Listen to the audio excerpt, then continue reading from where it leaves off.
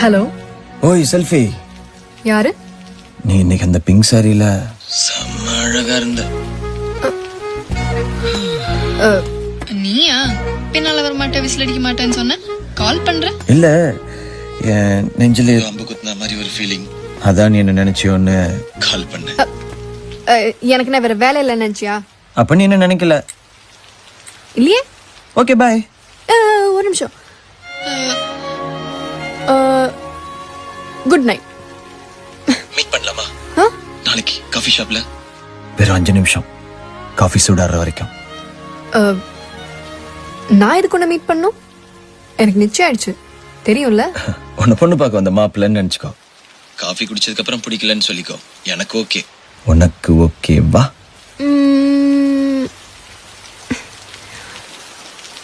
மாட்டேன்.